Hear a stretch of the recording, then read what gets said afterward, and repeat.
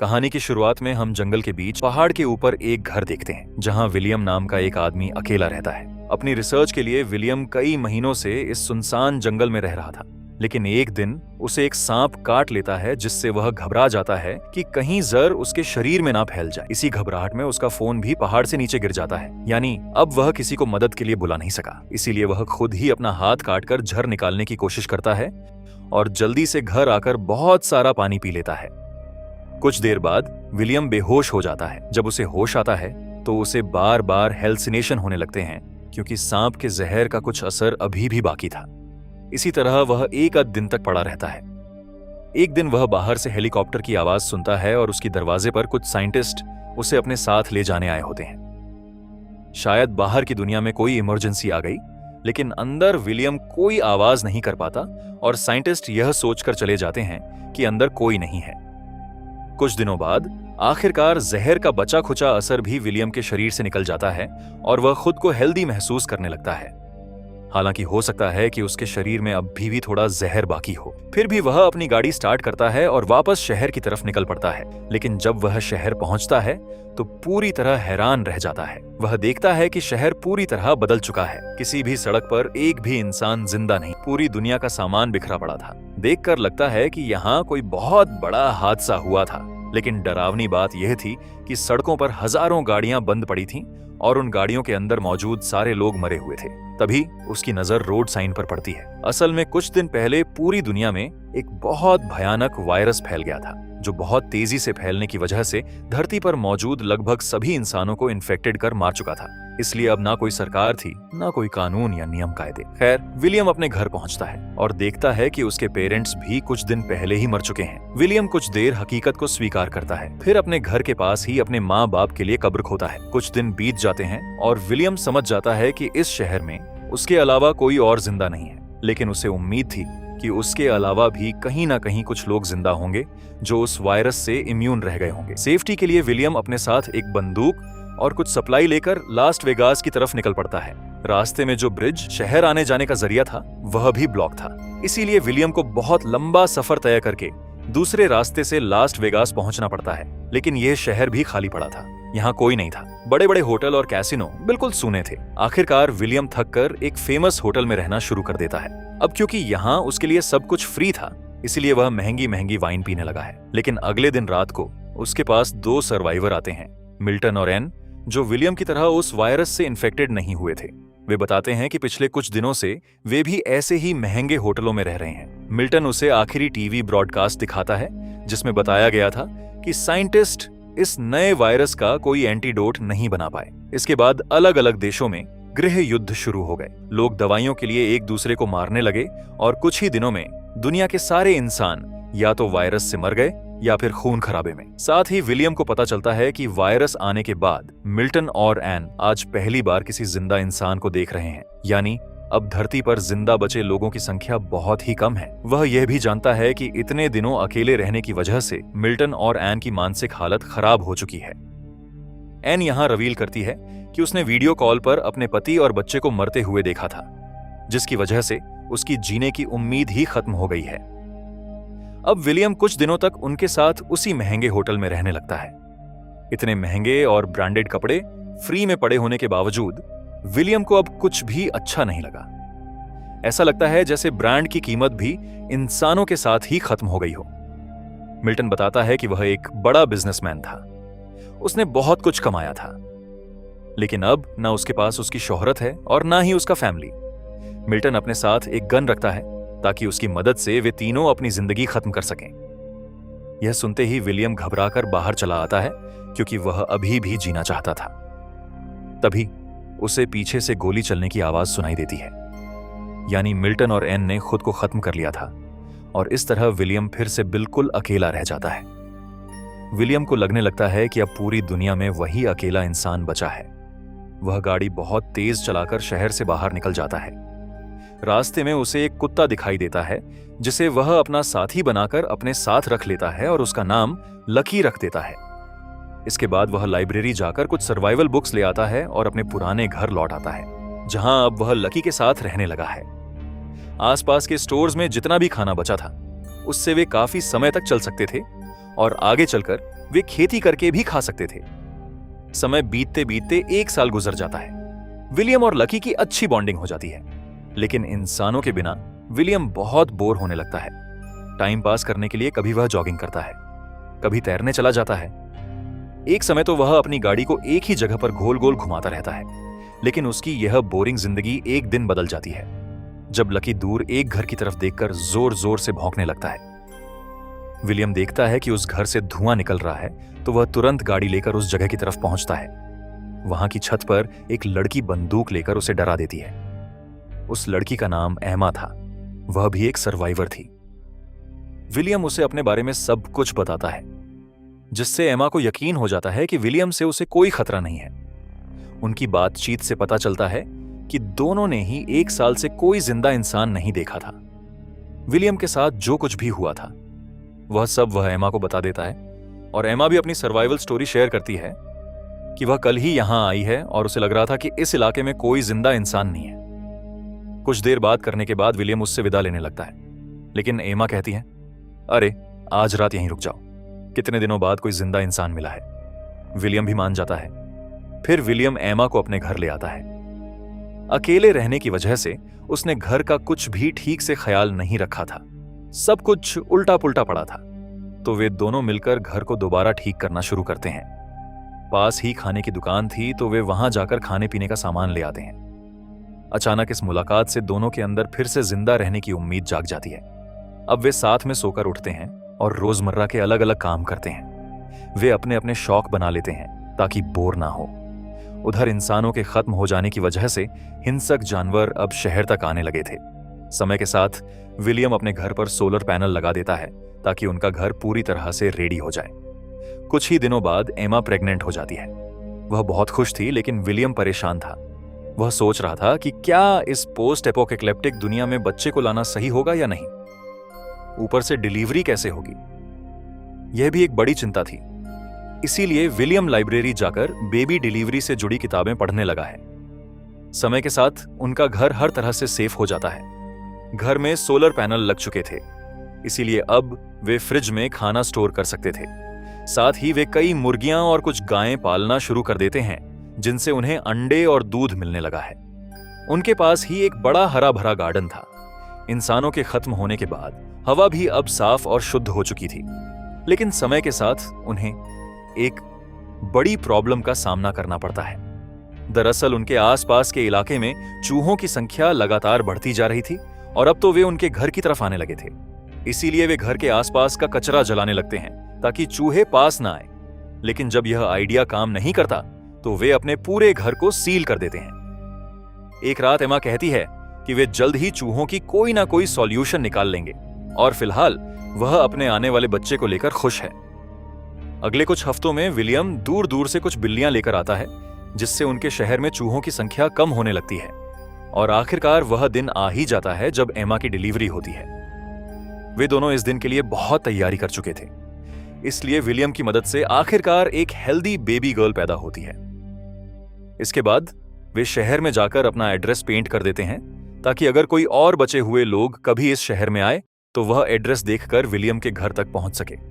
समय बीतते बीते 6 साल गुजर जाते हैं। एक दिन जब विलियम गाड़ी से घर लौट रहा होता है, तो रास्ते में उसकी गाड़ी का एक्सीडेंट एक बाघ से हो जाता है। जब विलियम उस बाघ को ध्यान से देख रहा होता है, तभी अचानक उसे एक छोटी लड़की दिखाई देती है, जो विलियम को देखकर डर के मारे भागने लगती है। विलियम उसे पकड़ लेता है और कहता है कि वह उसके साथ उसके घर चले, लेकिन वह लड़की बहुत ज्यादा डरी हुई थी। इसीलिए विलियम उसे एक सेब देता है। सेब देखकर लड़की को यकीन हो जाता है कि वह उसे नुकसान नहीं पहुंचाएगा। फिर वह लड़की विलियम की गाड़ी में बैठकर उसके घर तक आती है। वहां पता चलता है कि अब विलियम के 2 बच्चे हैं। बड़ी बेटी हीर के जन्म के 2 साल बाद उनका एक बेटा होता है, जिसका नाम एलेक्स है, और एमा अब तीसरे बच्चे की प्रेग्नेंट है। शायद अब पूरी दुनिया की आबादी यही 2 लोग बढ़ाने वाले हैं। खैर, खुशखबरी यह होती है कि शहर में लिखे उनके एड्रेस की वजह से 2 सर्वाइवर उनके पास पहुंच जाते हैं। लेकिन वह छोटी लड़की अब भी डरी हुई थी, इसलिए वह ट्रक से नीचे नहीं उतरती। कोई भी उसे जबरदस्ती नहीं करता। उस दिन पूरी रात वह लड़की ट्रक में ही बैठी रहती है। सुबह जब मरीना उसे खाना देने जाती है, तो वह लड़की उस पर हमला करने की कोशिश करती है, तब मरीना उसे अपनी कहानी सुनाती है कि कैसे वह जॉर्ज के साथ इधर उधर जिंदा लोगों की तलाश कर रही थी और आखिरकार उन्हें विलियम का लिखा हुआ एड्रेस मिला। बातों बातों में मरीना उसे घर के अंदर ले आती है और उसे नहाने के लिए भेज देती है। इसके बाद मरीना लड़की के बैग से कुछ अजीब सी ड्राइंग्स निकालती है। साथ ही वहां एक लेटर भी मिलता है जिस पर लड़की का नाम ईबी लिखा होता है। मरीना वह लेटर सबको दिखाती है और बताती है कि यह लेटर ईबी की मां ने लिखा था। उसमें लिखा था कि अगर किसी को ईबी मिले तो वह उसका ख्याल रखे, क्योंकि जब यह वायरस फैला था तब ईबी के पिता ने उसके साथ फिजिकल हैरेसमेंट किया था, जिसकी वजह से उस पर गहरा असर पड़ गया और वह किसी को भी देखकर डर जाती है। और एक दिन ईबी की मां ने उसके पिता को मार दिया और ईबी को किसी सेफ जगह भाग जाने के लिए कहा। अब यह पांचों ईबी को अपने ग्रुप में शामिल कर लेते हैं। जल्द ही एमा अपने तीसरे बच्चे को जन्म देती है जिसका नाम सैम रखा जाता है। अब उनकी फैमिली और बड़ी हो जाती है। अगले 1 साल तक वे सब खुशी खुशी साथ रहते हैं, लेकिन एक दिन उन्हें किसी के आने का संकेत मिलता है। वे सारे बच्चों को घर के अंदर भेज देते हैं और बड़े लोग हथियार लेकर देखने जाते हैं कि कौन है। तभी वे देखते हैं कि यह एक और सर्वाइवल ग्रुप है जो शहर में लिखे एमा के एड्रेस को देखकर यहां पहुंचा है। इस ग्रुप में मॉली, जीन, एजरा और उनका बेटा राइफ थे। विलियम लोग उन्हें अपने घर ले आते हैं। मॉली बताती है कि 8 सालों में उन्होंने सिर्फ 4 जिंदा लोगों को देखा है। उनके पास कोई ठिकाना नहीं था, वे इधर उधर भटकते रहे थे। तब एमा कहती हैं कि अब यही उनका घर है, यहां किसी चीज की कमी नहीं है और वे सब मिलकर यहां एक नई सोसाइटी बना सकते हैं। इस ग्रुप में मॉली एक डॉक्टर थी, यानी अगर कोई मेंबर घायल होता है तो उनके पास डॉक्टर होना किस्मत की बात थी। अगले दिन विलियम नए मेंबर्स को रूल्स समझाता है कि अब शहर और जंगल में इंसानों की गिनती बहुत कम है, इसलिए अक्सर जंगली जानवर आसपास घूमते रहते हैं। इसीलिए जब भी वे शहर में सप्लाई लेने जाएंगे तो हथियार और साथ में कोई ना कोई जरूर होगा। इसके बाद सब लोग शहर के आखिरी हिस्से में जाते हैं अलग अलग चीजें लेने के लिए। पास ही एक हॉस्पिटल था और मॉली डॉक्टर होने की वजह से वहां से कई दवाइयां इकट्ठा करती हैं। फिर वे सारी जरूरी सप्लाई लेकर घर लौट आते हैं। यहां नया मेंबर जीन एक सिंगर होती है तो वह सबके लिए एक गाना गाती है। वह एजरा के बच्चे की मां भी होती है। उधर जॉर्ज और मरीना कई सालों बाद एक दूसरे के करीब आते हैं। आने वाले महीनों में जीन और मरीना दोनों एक एक बेटी को जन्म देती हैं और इस तरह धीरे धीरे 14 साल बीत जाते हैं। अब उनका फैमिली बहुत बड़ा हो चुका होता है। आज वे अपनी बड़ी बेटी हीर का बर्थडे सेलिब्रेट कर रहे होते हैं। यहां विलियम अपने ग्रुप के सभी बच्चों को पढ़ाता है ताकि उन्हें पुरानी दुनिया के बारे में सब कुछ पता रहे कि पहले जमाने में धरती पर बहुत सारे लोग रहते थे, उनका बिहेवियर कैसा था, वे क्या करते थे और आगे चलकर उन्हें किस तरह जीना चाहिए। यह सारी बातें वह बच्चों को समझाता रहता है। एक दिन वहां एक भयानक तूफान आता है। तभी विलियम को याद आता है कि उनका डॉग लकी घर के अंदर नहीं है। विलियम जल्दी से उसे ढूंढने बाहर निकलता है और देखता है कि बेचारा लकी एक पेड़ के नीचे दबकर मर चुका है। यह देखकर विलियम और एमा दोनों बहुत टूट जाते हैं, क्योंकि जब विलियम ने जीने की उम्मीद छोड़ दी थी तब उसे लकी मिला था, यानी एमा से भी पहले लकी उसके साथ था। वे अपने गार्डन में लकी के लिए एक कब्र बनाते हैं और उसे अपने ग्रुप का पहला मेंबर का दर्जा देते हैं। इसके बाद एक दिन जब विलियम अपने बच्चों को खेलते हुए देख रहा होता है, तभी एक बाघ उनके गार्डन में घुस आता है। विलियम तुरंत अपने बच्चों को बचाने के लिए उस बाघ के सामने चला जाता है। जब तक कोई उसे बचाने आता तब तक बाघ उसे बुरी तरह घायल करके भाग जाता है। सब मिलकर विलियम को बचाने की कोशिश करते हैं। उसके शरीर से बहुत ज्यादा खून बह चुका था, लेकिन किस्मत से उनके पास डॉक्टर और दवाइयां होने की वजह से विलियम की जान बच जाती है। उधर एमा अपने गन के साथ बाघ को ढूंढकर उसे मार देती है ताकि आगे से वह बाघ किसी को नुकसान ना पहुंचा सके। इसके कुछ ही हफ्तों बाद विलियम फिर से काम पर लग जाता है। अब 17 साल पूरे हो चुके हैं और सभी बच्चे काफी बड़े हो गए हैं। विलियम अपने बेटे एलेक्स और सैम को सरवाइव करने के सारे ट्रिक्स सिखा रहा था। इसी बीच एजरा का बड़ा बेटा राइफ विलियम की बेटी हीर को पसंद करने लगता है।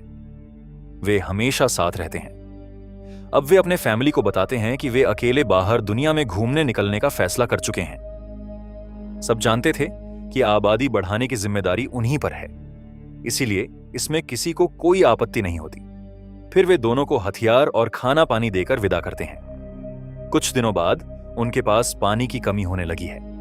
पास के एक डंप में जाकर वे पता करते हैं कि आसपास का सारा पानी सूख रहा है। असल में अचानक इंसानों के खत्म हो जाने की वजह से मौसम का प्रोसेस पूरी तरह बदल गया था, जिससे कई महीनों तक बारिश नहीं हुई। यानी अब ग्रुप के सामने एक बड़ी प्रॉब्लम थी, पानी की कमी। तभी वे देखते हैं कि उनकी तरफ एक गाड़ी आ रही है। इसका मतलब है कि उनके अलावा भी कुछ अन्य सर्वाइवर अभी तक जिंदा हैं। वे जल्दी से घर पहुंचकर सबको ये इंफॉर्मेशन देते हैं और कहते हैं कि यह लोग हमारे लिए खतरा हो सकते हैं और हमारे घर को भी कब्जा कर सकते हैं। असल में उस ग्रुप की चार्लिस थी जो कहती है कि वे यहां तेल लेने आए हैं। असल में उनके पास एक ड्रिल मशीन है जिससे वे जमीन में ड्रिल करके विलियम के लिए हैंडपंप लगा सकते हैं ताकि उन्हें पानी मिलता रहे। लेकिन इसके बदले चार्ली विलियम से पेट्रोल चाहता है ताकि वे 500 मील दूर के इलाकों तक जा सकें। अब क्योंकि विलियम के ग्रुप के पास पानी की कमी थी, इसीलिए वे इस ऑफर को मान लेते हैं। वैसे भी इतने बार टोल देकर क्या करेंगे। विलियम की बात मानते हुए चार्ली का ग्रुप किसी जगह पर ड्रिल करना शुरू कर देता है। क्योंकि यह प्रोसेस पूरा होने में कई दिन लगेंगे, इसीलिए चार्ली का ग्रुप अपनी वैन में रहेगा। लेकिन समय के साथ विलियम नोटिस करता है कि चार्ली कोई अच्छा इंसान नहीं है। उसकी बातों से पता चलता है कि एक समय उसने कुछ रिसोर्स के लिए कई सर्वाइवर्स को मार दिया था। यह सब जानने के बाद विलियम अपने ग्रुप से अकेले में कहता है कि चार्ली से सावधान रहें और अपने घर की सुरक्षा भी सुनिश्चित करें। एमा कहती है कि वैसे भी वे ड्रिल खत्म करने के बाद चले जाएंगे, इसीलिए ज्यादा चिंता करने की जरूरत नहीं है। खैर, अगले 2 दिनों तक ड्रिलिंग जारी रहती है और आखिरकार 4 दिन बाद वे नीचे से पानी निकालने में सफल हो जाते हैं। इस पर सभी बहुत खुश होते हैं। विलियम कहता है कि अब उनका डील पूरा हो गया है और वे चार्ली का सारा पेट्रोल लेकर यहां से जा सकते हैं। रात को सब मिलकर सेलिब्रेट करते हैं। हालांकि विलियम तनाव में था क्योंकि उसे लग रहा था कि चार्ली एक खतरनाक इंसान है और इतना आसानी से नहीं जाएगा। रात को सब सो जाते हैं। तभी विलियम बाहर से किसी की चीख सुनता है। वह बाहर निकलकर देखता है कि चार्ली एक कमरे से बाहर आता है और बाहर उसका दोस्त साइलस पहरा दे रहा है ताकि अगर कोई आता है तो उसे तुरंत इशारा कर सके। विलियम तेजी से उस कमरे में जाता है जहां ईबी रो रही होती है। चार्ली ने उसके साथ जबरदस्ती की थी। विलियम तुरंत ये बात अपने ग्रुप को बताता है। अब बाकी मेंबर्स कहते हैं कि चार्ली के ग्रुप के पास बहुत सारे हथियार हैं और उन्होंने उसे यह कहते हुए भी सुना था कि वह अब यहां से जाने वाला नहीं है। तब विलियम कहता है, फिर तो उसे मारना ही पड़ेगा, वरना मैं अपने ग्रुप के लोगों को ऐसे ही हैरेस होते हुए नहीं देख सकता। लेकिन साथ ही डिस्कस करते हैं कि वैसे भी अब दुनिया में इंसान बहुत कम बचे हैं, इसलिए किसी को मारना सही नहीं है। मगर विलियम समझाता है कि अगर वे चार्ली को नहीं रोकेंगे तो उनकी फैमिली सेफ नहीं रहेगी। आखिरकार सब मान जाते हैं कि अगर चार्ली को मार दिया जाए तो उसके ग्रुप के बाकी लोग शायद कुछ नहीं करेंगे। प्लान के मुताबिक रात में वे चार्ली को चारों तरफ से घेर लेते हैं। चार्ली के ग्रुप को पता भी नहीं चलता और विलियम चार्ली को सीधे मार देता है। हालांकि विलियम को बहुत बुरा लगता है क्योंकि यह पहली बार था जब उसने किसी की जान ली थी, लेकिन उसने यह अपने ग्रुप की सुरक्षा के लिए किया।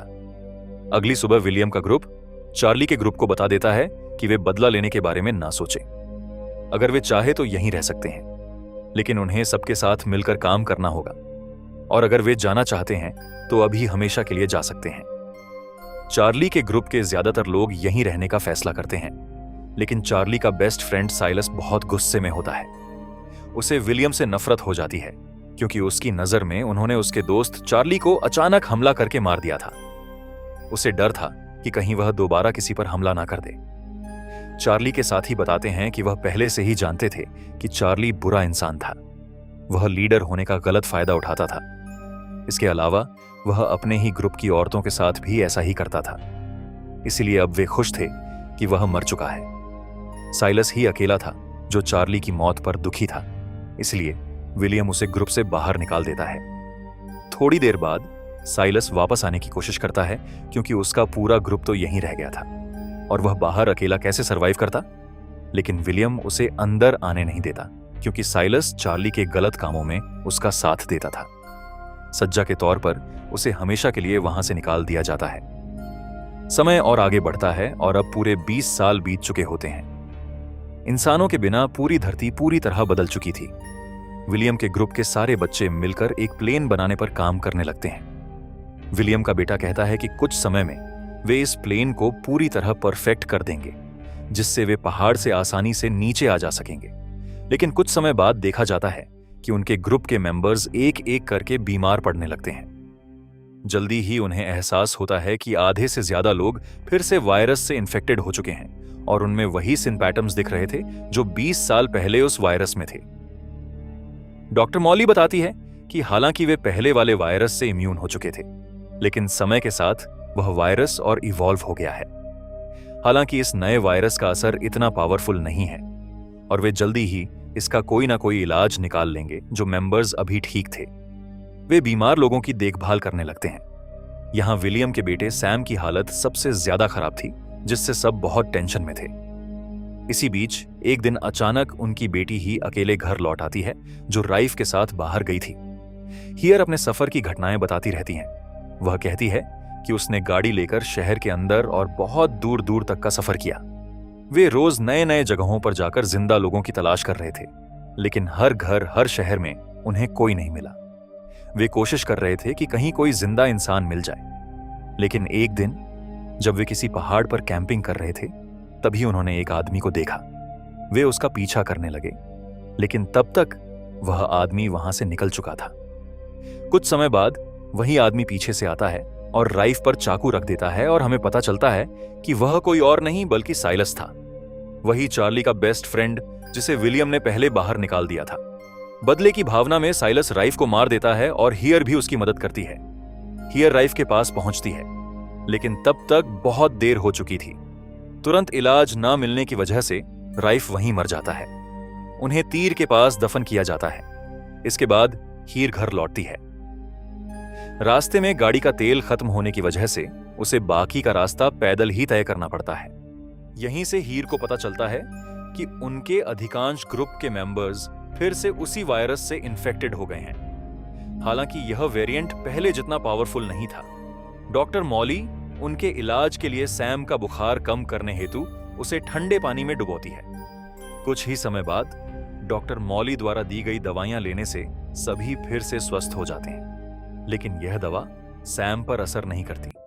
सैम अपने माता पिता से आखिरी बार बात करके दुनिया छोड़ देता है। इन सब घटनाओं के बाद विलियम पूरी तरह टूट जाता है। सैम के अलावा उनके ग्रुप के 3 और मेंबर भी मर चुके होते हैं। एमा विलियम को समझाती है कि जब हमारे पास कुछ भी नहीं था, तब भी सिर्फ हम दोनों साथ थे। आज हमारे पास एक पूरा ग्रुप है और हम ही भविष्य की दुनिया की आबादी बढ़ाने वाले हैं। अब विलियम हिम्मत नहीं हारता और ग्रुप के बच्चों को आगे के लिए तैयार करने लगता है।